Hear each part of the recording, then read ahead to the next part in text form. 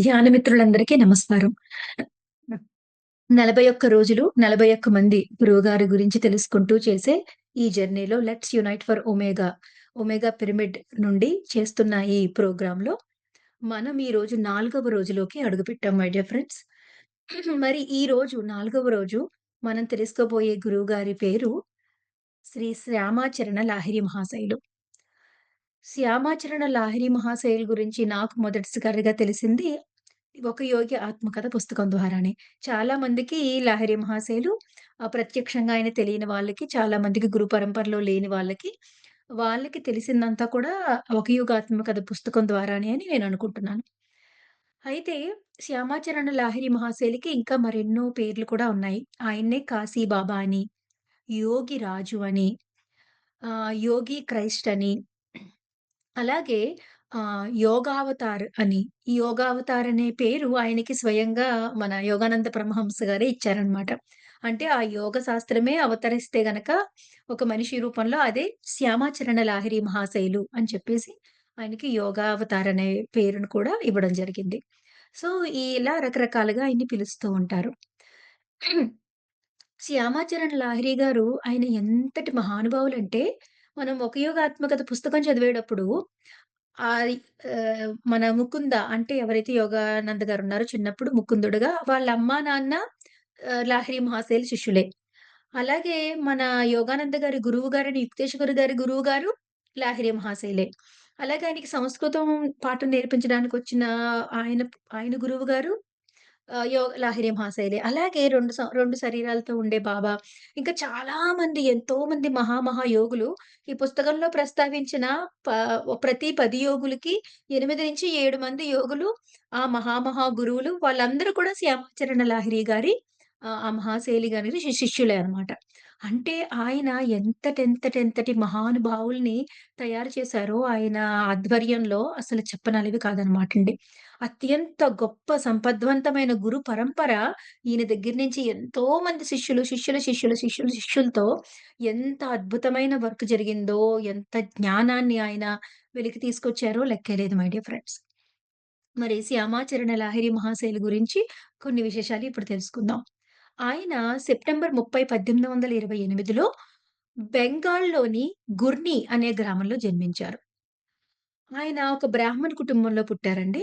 వాళ్ళ ఇల్లు ఎక్కడుండేదంటే, ఒక నదీ తీరంలో వాళ్ళ ఇల్లు ఉండేదనమాట. చిన్నప్పటి నుంచి కూడా ఆయన ఎక్కువగా పద్మాసనం వేసుకొని కూర్చునేవారట ఎవరో చెప్పకుండానే. వాళ్ళ అమ్మగారు కూర్చొని అలా శివ పూజ చేసుకుంటున్నా, లేకుంటే ఏదన్నా సాధన చేసుకుంటున్నా, ఆళ్ళ అమ్మగారు ఒళ్ళోనే కూర్చొని ఆయన పద్మాసనం వేసుకొని, ఆ కళ్ళు మూసుకొని అలా ఎంతసేపున్నా ఉండేవారట. ఆవిడ పని చేసుకుంటూ ఆ నది ఒడ్డున ఆయన్ని విడిచిపెడితే, ఆ మొత్తం ఒళ్ళంతా ఇసక రాసుకొని, మొత్తం మట్టి, ఇసక పూసేసుకొని ఒళ్ళంతా పద్మాసనం వేసుకొని, ఆ ఎండలో అలా కూర్చునేవారట. అలా ఆయన బాల్యంలో ఇదంతా కూడా చూసి ఏదో దివ్య శిశువు అన్నట్టుగా అనిపిచ్చేదనమాట. అయితే తర్వాత నది ఒడ్డునే వాళ్ళ ఇల్లు ఉండడం వల్ల ఒకసారి వరదలొచ్చినప్పుడు వాళ్ళ ఇల్లంతా కూడా మునిగిపోతుంది. అలా మునిగిపోయినప్పుడు శ్యామాచరణ్ లాహిరి గారి తండ్రి గారు గౌర్ మోహన్ గారు ఆయనేం చేస్తారంటే, మొత్తం వీళ్ళ ఫ్యామిలీనంతటిని తీసుకెళ్ళి కాశీలోకి షిఫ్ట్ చేస్తారనమాటండి. కాశీలోకి వెళ్ళిన తర్వాత అక్కడ శ్యామాచరణ లాహిరి గారి విద్యాభ్యాసం మొదలైంది. ఆయన చిన్నప్పటి నుంచి ఎన్నో ఎన్నో గ్రంథాల్ని, వేదాంగాల్ని, ఉపనిషత్తుల్ని ఎంతగానో ఎన్నో రకాల శాస్త్రాలని మొత్తం నేర్చుకున్నారనమాటండి. అదే కాకుండా ఆయన హిందీ, అలాగే పర్షియా, ఫ్రెంచ్, అరబిక్, సంస్కృతం ఈ భాషలన్నీ కూడా నేర్చుకున్నారనమాటండి. ఆయన ఎన్నో భాషలు మాట్లాడగలిగేవారట. సో, ఇవన్నీ నేర్చుకున్న తర్వాత ఆయన విద్యాభ్యాసం అంతా అయిన తర్వాత అప్పుడు బ్రిటిష్ వాళ్ళు రూల్ చేసేవారు ఇండియాని. అక్కడ వాళ్ళ మిలిటరీ మేనేజ్‌మెంట్ దాంట్లో ఇంజినీరింగ్ వాళ్ళ డిపార్ట్‌మెంట్‌లో మిలిటరీ ఇంజినీరింగ్ అంటే వాళ్ళు మిలిటరీ వాళ్ళకి కావాల్సిన రోడ్లు వేయడము, ఫుడ్ సప్లై చేయడము, మిలిటరీ ఇంజినీరింగ్‌ది ఉంది. ఆ డివిజన్‌లో అకౌంటెంట్ కింద ఆయనకి గవర్నమెంట్ జాబ్ వచ్చింది. ఆ జాబ్‌లో జాయిన్ అయ్యి ఆయన తన జీవితాన్ని గడుపుతూ ఉండగా ఆయనకి మ్యారేజ్ కూడా అయింది. శ్రీమతి కాశీమౌని గారు అర్ధాంగిగా వచ్చారనమాట. ఆ లేటర్ పాయింట్ ఆఫ్ టైమ్‌లో ఆయనకి ఇద్దరు అబ్బాయిలు, ఇద్దరు అమ్మాయిలు కూడా పుట్టారు. నలుగురు పిల్లలు. ఇలా ఉండగా వాళ్ళ మిలిటరీ ఇంజినీరింగ్ ఆఫీస్ ఏదైతే ఉందో, ఆ ఆఫీసు వాళ్ళు రాణిఖేత్‌లో కొత్త ఆఫీస్ తెరుస్తున్నాం. మాకక్కడేదో అవసరం పడింది. అక్కడికి చాలా మంచి ఎంప్లాయీస్ కావాలి. అందుకని చెప్పేసి రాణిఖేత్‌కి లాహిరిని రమ్మనండి అని చెప్పేసి పిలిపిచ్చారనమాట. అక్కడ ఈయనుండే చోటకి 500 కిలోమీటర్లు అప్పట్లో. అప్పట్లో అంత ప్రయాణం అంటే చాలా కష్టమైన ప్రయాణం. అందుకని లాహిరి మహాశయులు కుటుంబాన్ని ఇక్కడే ఉంచి ఆయన ఒక్కాయనే ముందు నేనెళ్తాను. తర్వాత తీసుకెళ్తానని ఆయన రాణిఖేత్‌కి ప్రయాణం జరిగిందనమాట. మరి ఈ రాణిఖేత్‌కి ఆయనకక్కడ ఆఫీస్ తెరిపించి, అక్కడికి ఈయనకి ట్రాన్స్‌ఫర్ రప్పించిన వారు మరెవరో కాదు మహావతార్ బాబాజీ గారు. మహావతార్ బాబాజీ గారు ఆయన్నక్కడికి పిలిపించుకున్నారనమాట. అక్కడ రాణిఖేత్‌లో ఆఫీస్ అయిపోయిన తర్వాత అలా నడుస్తుంటే కొండ మీద నుంచి పిలుపు వినిపించిందట. "పైకి రా లాహిరి రా" అని చెప్పి. అప్పుడు ఆయన ఆ కొండెక్కి పైకెళ్తే, అక్కడ ఆయన మొదటిసారిగా ఒక ప్లేస్‌కి చేరుకున్నారు. అక్కడ ఒక యంగ్ పర్సన్‌ని చూసారనమాటండి. ఆయనకి రాగి కలర్‌లో జుట్టుంది. కొంచెం ఈయన కొంచెం పుష్టిగా ఉంటారు. ఆయన కొంచెం సన్నగా ఉన్నారు తప్ప, మిగిలిన ఫేసు, పోలికలు అవన్నీ కూడా చాలా ఫెమిలియర్‌గా ఉన్నాయన్నమాట. ఎవరీయన అని ఆశ్చర్యపోతే, "లాహిరి రా వచ్చావా నాయనా? నీకోసం ఎంతగానో ఎదురు చూస్తున్నాను రా. ఇంగో నీ గుహ, నీ ఇల్లు ఇక్కడే ఉంది. నీ సామాన్లు ఇక్కడే ఉన్నాయి" అని చెప్పి ఎంతో ప్రేమగా పిలుస్తారనమాట. ఇక లాహిరి గారికి ఏమి అర్థం కాదు. ఈయన ఏం చెప్తున్నారు? ఏంటి నా ఇల్లు అంటున్నారేంటి అంటే, "నేను చాలా దూరం వచ్చానండి. చీకటి పడిపోయింది. నాకు రేపు ఆఫీస్ ఉంది. నేను వెళ్ళిపోవాలి" అంటారనమాట. అంటే నీకు ఆఫీస్ ఇక్కడికొచ్చిందే నీకోసం. అంతేగాని ఆఫీస్ కోసం నువ్వు రాలేదు అని చెప్తారనమాట. అంటే నాకర్థం కాలేదు అర్థం కాలేదు అంటారు. అంటే మీ ఆఫీసరు బుర్రలో ఇక్కడ ఆఫీస్ తెరవాలని, అక్కడికి నిన్ను తీసుకురావాలనే ఆలోచనను ప్రవేశపెట్టిందే నేను. నిన్ను నేను కలవడం కోసం, ఇక్కడికి పిలిపించుకోవడం కోసం అంటారనమాట. అంటే అప్పటికి లాహిరి మహాశయులకి అర్థం కాకపోవడంతో అప్పుడు నుదుటి మీద తాకుతారు. అలా తాకంగానే ఆయన ఆ గత జన్మలన్నీ జ్ఞాపకం వచ్చి, ఇంకా ఆనంద పారవస్యంతో ఆ కన్నీళ్లు ధారలు ధారలుగా కారుతూ ఆయన పాదాల మీద బాబాజీ గారి పాదాల మీద పడిపోతారనమాట. పడిపోతే అప్పుడు బాబాజీ గారు చెప్తారనమాట. "నేను నీ కోసం ఎంతలా నా హృదయం ఎదురు చూస్తుందో తెలుసా నాయనా? నువ్వు నీ తల్లి గర్భంలో ఉన్నప్పుడు నేను పక్కనే ఉన్నాను. పక్కనే ఉండి నువ్వు లోపల ఎలా పెరుగుతున్నావో చూస్తున్నాను. నువ్వు చిన్నప్పుడు తీరం మీద ఇసుక రాసుకొని పద్మాసనం వేసుకొని కూర్చున్నప్పుడు కూడా నేను నీ పక్కనే ఉన్నాను. నువ్వు మొత్తం పాఠాలన్నీ నేర్చుకుంటున్నప్పుడు నేను నిన్ను చూసుకుంటున్నాను.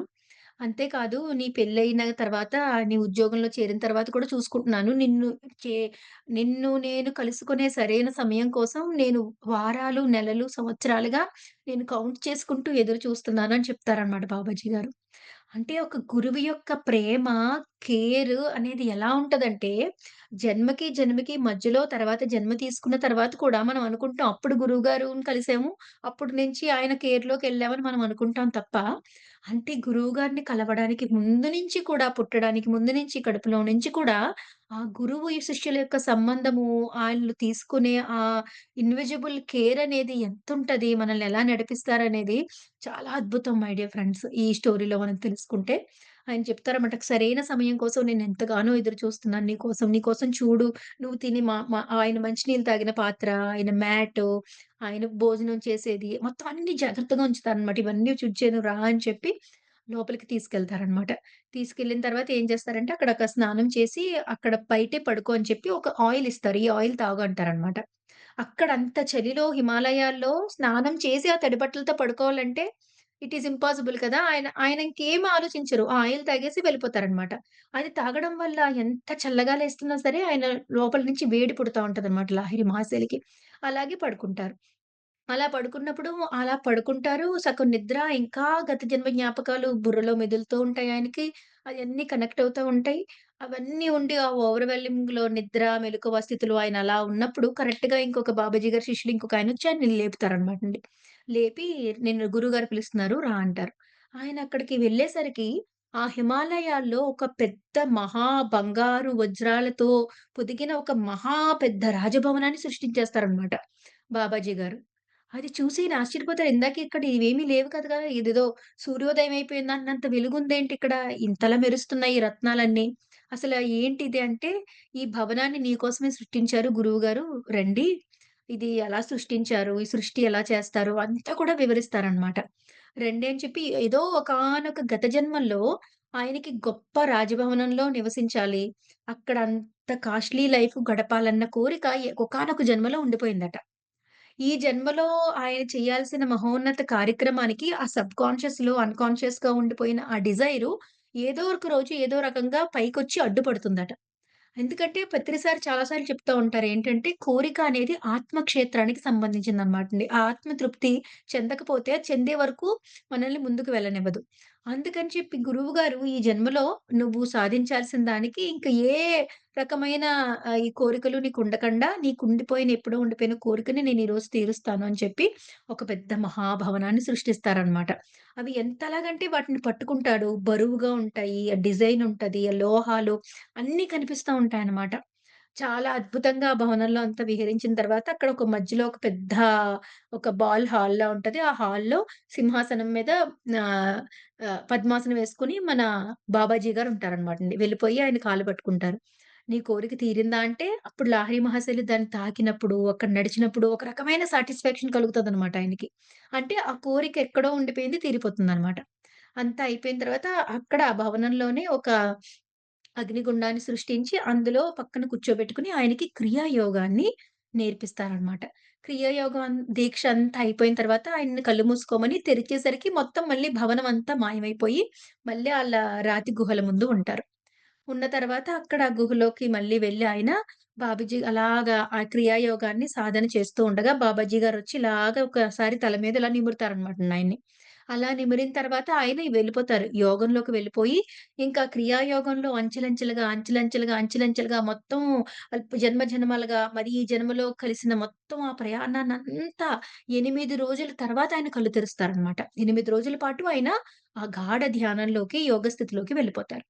8 రోజుల తర్వాత కళ్ళు తెరిచిన తర్వాత బాబాజీ గారి కాళ్ళ మీద పడి నేనిక్కడే ఉంటాను గురువుగారు అంటే, అప్పుడు బాబాజీ గారు చెప్తారు. "నువ్వు ఇప్పుడు ఈ జన్మలో ఉద్యోగంలో చేరి పెళ్లయిన తర్వాత రావడానికి ఒక కారణం ఉంది నాయనా. నువ్వెళ్ళాలి. సంసారంలో ఉంటూ ఆ సంసారం లేకపోతే మొత్తం ఈ ప్రపంచమే నడవదు. సంసారుల వల్లే ప్రపంచం అనేది నడుస్తుంది. పునరుత్పత్తి అనేది నడుస్తుంది. కానీ ఆ సంసారులకి జ్ఞానం అందట్లేదు. కాబట్టి నువ్వు సంసారంలో ఉంటూ ధ్యానాన్ని ఎలా సాధన చేసుకోవాలో నువ్వు జీవించి నేర్పించు అని చెప్పేసి మొత్తం పంపిస్తారనమాటండి.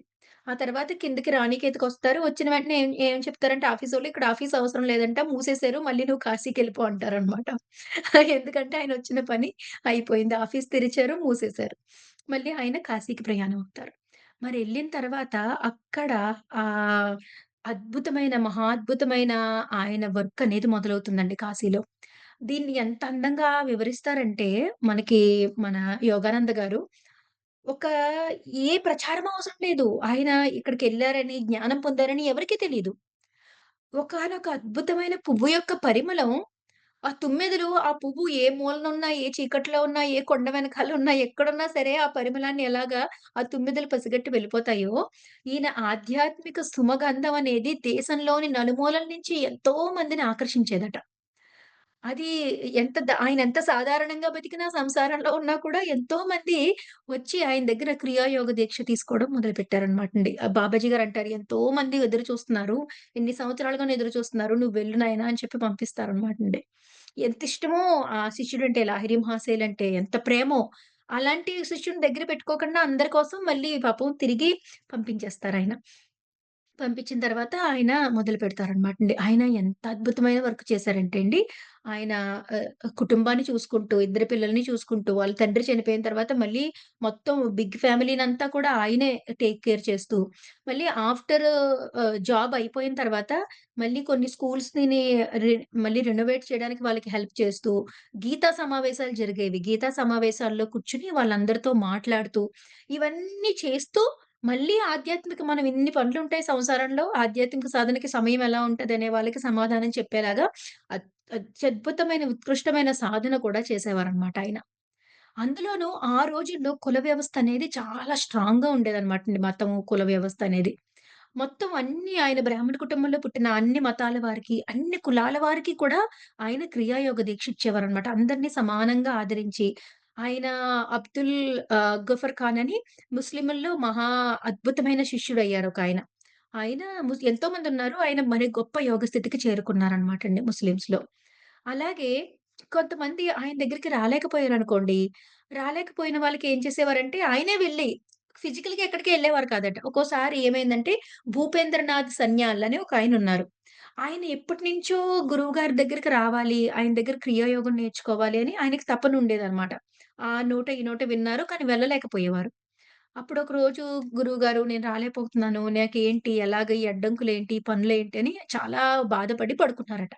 పడుకుంటే లాహిరి మహాశయులు కల్లోకెళ్ళి కల్లో క్రియాయోగం బోధించి వచ్చేసారట. ఆయన లెగిసి సాధన చేసుకోవడం మొదలుపెట్టారు. తర్వాత కొన్ని నెలలకి వచ్చారటండి కాశీ. వస్తే అప్పుడు నాకు క్రియాయోగ దీక్ష ఇవ్వండి అంటే, "నీకు ఆల్రెడీ కళ్ళు ఇచ్చాను కదా! సాధన చేస్తున్నావు కదా! మళ్ళీ అడుగుతావేంటి?" అని అడిగారట. అలాగా కొంతమంది శిష్యులు ఏం చేసేవారంటే, "మీరు ఇంత గొప్ప గురువుగారు, మీరసలేమి బయటికి రావట్లేదు, స్పీచ్‌లివ్వట్లేదు, పెద్ద పెద్ద సమావేశాలు ఒక సభలవి నడపట్లేదు. మీరు చెప్పే టీచింగ్స్ అన్నీ నేను ప్రచురిస్తాను, అది చేస్తాను, ఇది చేస్తాను" అని చెప్పేసి ఆ ప్రచారానికి ఎవరైనా వచ్చినా సరే ఎవ్వరిని ఒప్పుకునేవారు కాదటండి. ఈ యోగ సుమగంధం అనేది సహజంగానే వ్యాపించాలి నాయన, ఇంకేమి చెయ్యొద్దు అని చెప్పేవారట. అంతేకాదు ఎప్పుడైనా ఎవరైనా మీ గురించి ఎక్కడ చెప్పాలి, మీ గురించి ఇక్కడ చెప్పాలి అంటే ఆయన ఒక మాట అనేవారట. సూర్యుడు ఉదయించినట్టు ప్రత్యేకించి మళ్ళీ డప్పు కొట్టి చాటక్కర్లేదు. కళ్ళున్న వాళ్ళ ప్రతి ఒక్కళ్ళకి కనిపిస్తది సూర్యుడు ఉదయించినట్టు అని చెప్పేవారట. అంతే కదా! సూర్యుడు ఉదయించినట్టు మళ్ళీ డప్పు కొట్టి చాటాల్సిన పనేముంది చెప్పండి. సో, అలాగా ఆయన పత్రి సార్ నాకు గుర్తొచ్చారు ఈయన గురించి చదువుతుంటండి. పత్రి సార్ ఎలాగైతే నమస్కారం పెడితే తిరిగి నమస్కారం పెడతారు. ఏ శిష్యులొచ్చినా, ఏ వయసు వాళ్ళొచ్చినా వచ్చి నమస్కారం పెడితే, లాహిరి మహాశయులు కూడా తిరిగి నమస్కారం పెట్టేవారట. ఆయన కాళ్ళను ముట్టుకొనిచ్చేవారు కాదట. మీరు నాలాగే మీరు అందరిని ఎంతో గౌరవంగా, ఎంతో ఆప్యాయంగా చూసేవారట.